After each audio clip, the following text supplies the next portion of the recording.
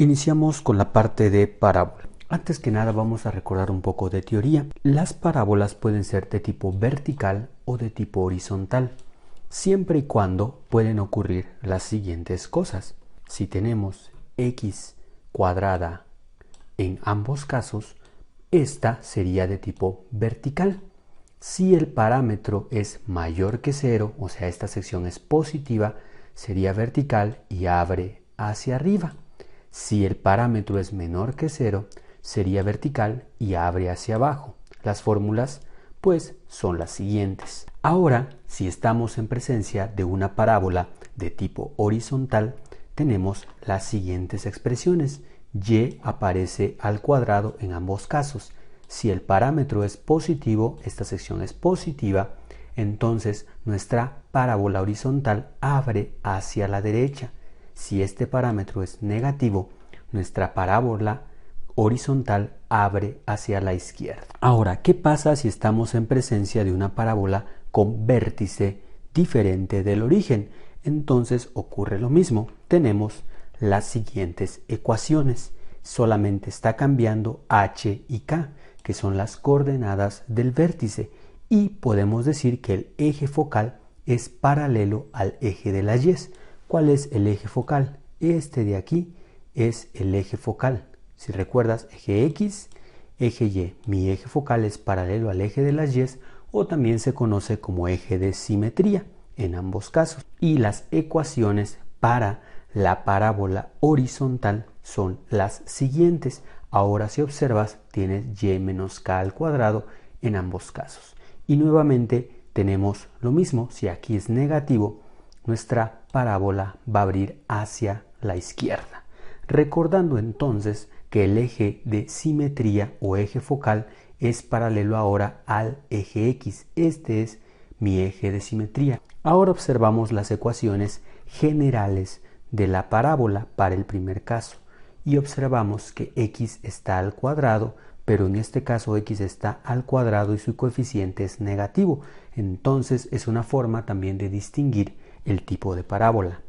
Ahora, las ecuaciones generales de la parábola para las horizontales tienen a y al cuadrado, obviamente, y si y está al cuadrado y su coeficiente es negativo, la parábola, de nuevo decimos, que abre hacia la izquierda.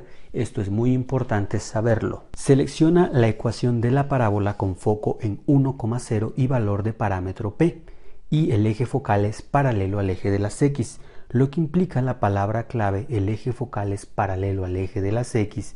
Como ya vimos en teoría, quiere decir que la parábola es horizontal, por lo tanto tiene que haber una y cuadrada, y entonces eliminamos el inciso a y el inciso b, ya que tienen x cuadrada.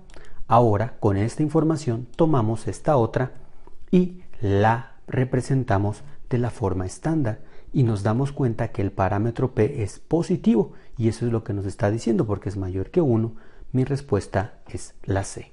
La ecuación de la parábola con vértice en 3,4, parámetro p igual a 5 y eje focal paralelo al eje de las y es la siguiente.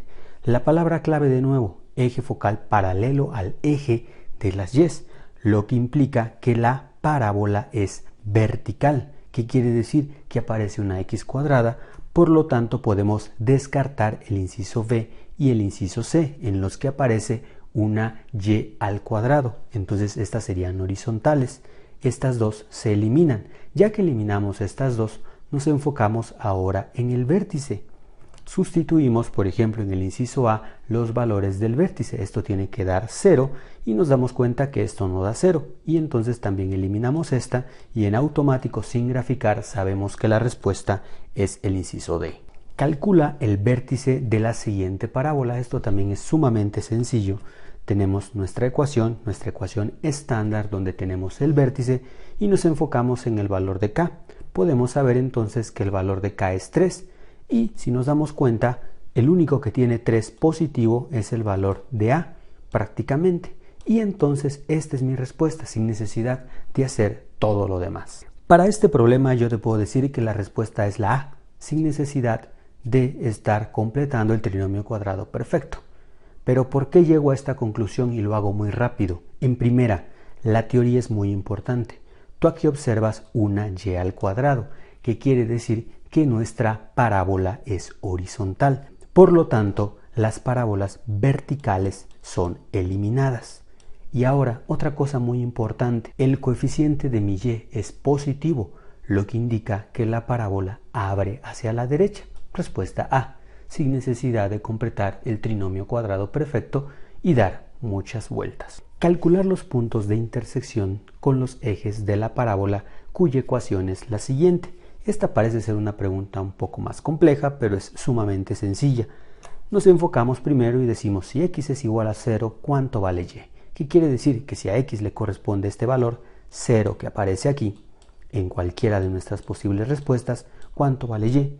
Si sustituimos y vale 0, nos damos cuenta que y es igual a 3.